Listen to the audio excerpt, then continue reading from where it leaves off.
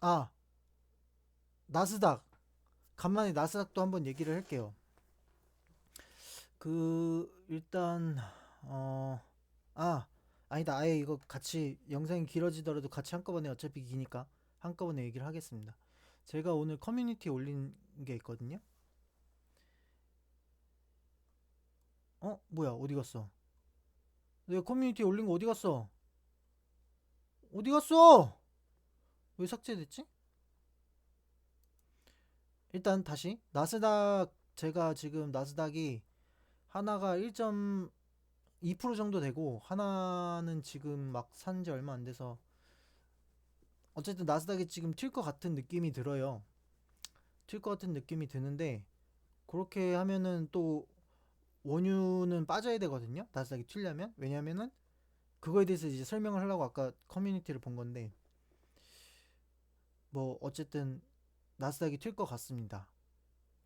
그리고 왜 그런 생각을 갖냐면은 원유가 빠져야 되는데 원유도 튈 것 같단 말이에요. 아씨 여기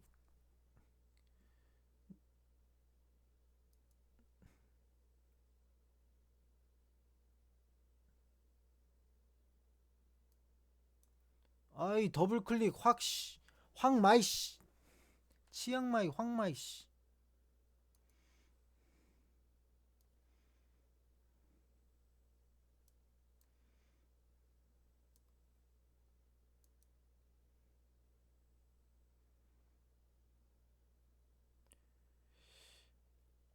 왜 그러냐면 요걸 보면 나옵니다.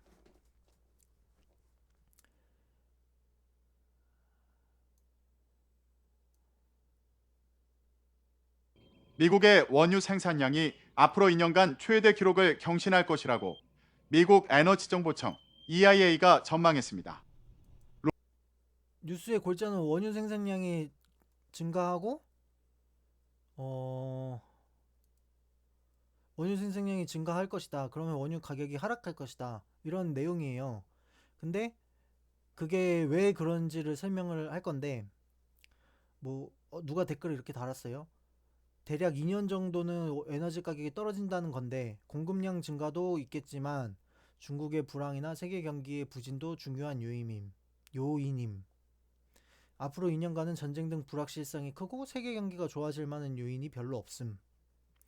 국제 경기가 별로인데 에너지 수요가 많을 수가 없음. 온난화 겨울도 따뜻하고. 그래서 제가 이분의 글에 댓글을 달았거든요. 팩트만 조져볼게요. 모든 경제 원리는 공급과 수요입니다. 때문에 공급량 증가도 있겠지만이라고 할 게 아니라 공급량 증가도 있겠지만이라고 할 게 아니라 공급량 증가 딱 그것 때문인 것입니다. 공급량 증가도 있겠지만은 이게 그렇게 중요치 않게 되고 그 다음 이런 이유들이 있다 이게잖아요. 근데 그게 아니라 공급량 증가 때문이에요. 공급량 증가가 제일 중요하고 공급량 증가인 것이죠. 그래서 이제 볼 것은 왜 공급량을 증가하는 것인가 그거에 대해서 이제 이야기가 필요한 것이거든요. 이제 그거에 대해서 설명을 할 거예요 제가. 또한 세계 경기 불황이면 석유의 수요가 주니까 공급량이 늘 필요가 없습니다. 늘 필요가 없는 게 아니라 늘 수가 없는 거죠. 왜냐하면 수요가 없는데 공급을 백날 해봤자 의미가 없으니까. 근데 중국의 불황이나 세계 경기의 부진도 요인임. 뭐 이렇게 말씀하시니까 지금 이분의 글에 반박을 하고 있는 거예요. 앞으로 2년간은 전쟁 등 불확실성이 크고 세계 경기가 좋아질 만한 요인이 별로 없음.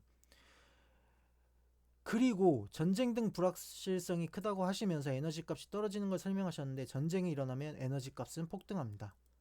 전쟁이 일어나면 에너지를 비축해둬야 되기 때문에 에너지에 대한 수요가 급증을 합니다. 근데 공급이 받쳐주지 못하니까 전쟁이 일어나면 에너지를 어떻게 뽑고 있을 수가 없잖아요. 거기 갔다가 미사일 날라올 수도 있는데 그렇기 때문에 에너지 값이 폭등을 하게 됩니다. 그리고 당연히 금값도 폭등을 하고 이거 이분의 말이 지금 하나도 맞는 게 없다는 거를 반박하고 있는 건데 중요한 건 사실 저게 아니긴 하거든요.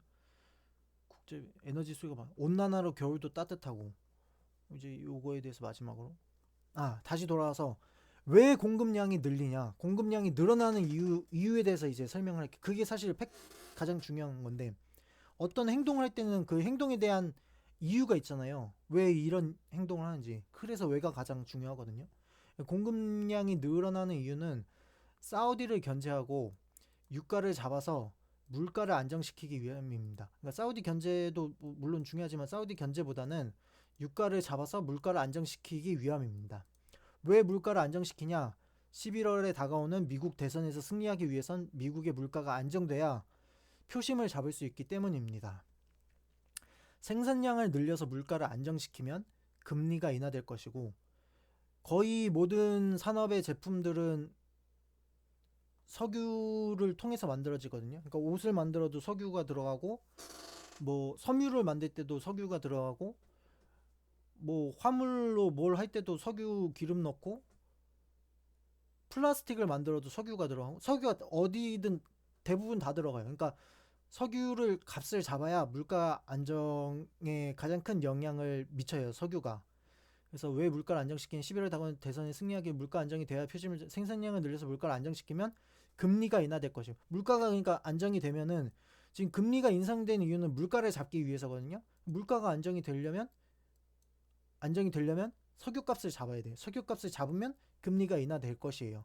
금리가 인하가 되면은 이제 다시 또 대출이 늘어나고 돈을 또 많이 빌리고, 또 대출금에 쪼달렸던 사람들은 삶이 여유로워지고, 그러면 이제 경기가 활성화되고 사람들은 또 먹고 살만해지니까 이 정부가 일을 잘하네 하고 지금 바이든 정부에다가 표를 주겠죠.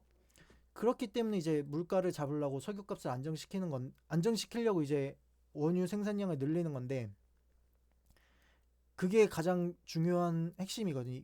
요게 이거를 설명하려고 여태껏 설명을 했던 거고, 그리고 이제 뒷이야기는 이불의 글에 대해서 다시 반박하는 거예요. 온난화로 겨울도 따뜻하고라고 하셨는데, 마지막으로 지구 온난화로 겨울이 따뜻해진다고 하셨는데, 지구 온난화가 되면 빙하기가 올 수가 있습니다. 빙하기는 조금 과장된 표현이긴 한데, 뭐 어떤 의미냐면, 물론 따뜻해지는 것이 틀린 말은 아니지만 빙하가 녹으면서 제트 기류가 약해지면 북극에 맴돌던 냉기를 잡아주던 그 기류가 북극에서 이제 점점 아래로 남하하게 되는 거죠. 점점 이제 이 북극의 요 얼음들, 빙하들을 얼게 만들었던 요 기류가, 제트 기류가 이렇게 있는데, 이게 빙하가 녹으면서 차가운 공기는 아래로 가고 뜨거운 건 위로 가잖아요. 이게 이제 풀려서 밑으로 쭉 남하하는 거지. 제트기류가 남하하게 됩니다. 온난화라고 무조건 겨울이 따뜻해지는 게 아니라 이상기후가 나타나게 되는 것이죠. 뭐 예를 들어서 하루는 영상 9도에 막 비가 내렸었는데 다음날은 갑자기 막 영하가 되고 우박이 막 떨어지고, 그러다가 막 이틀 뒤에 폭설이 막 내리고, 이렇게 되면은 에너지 수요는 늘어나게 되는 거고, 그런 것들을 설명을 한 겁니다. 이런 멋진 글에 좋아요가 하나도 없다니. 음. 그래서 내 이 얘기를 갑자기 왜 했지? 그래서 요지는 뭐냐? 원유값이 빠진다. 그러면은 물가가 좀 잡힌다. 물가가 잡히면 뭐냐? 얘네가 금리를 인하할 가능성이 높다. 금리를 인하할 가능성이 높은 뭐냐? 나스닥이 상승을 더 할 수 있다. 나스닥이 더 상승을 할 수 있으면 뭐다? 한국도 더 올라갈 수 있다. 뭐 이런 얘기죠. 음. 굉장히 중요한 얘기입니다. 네, 여기까지.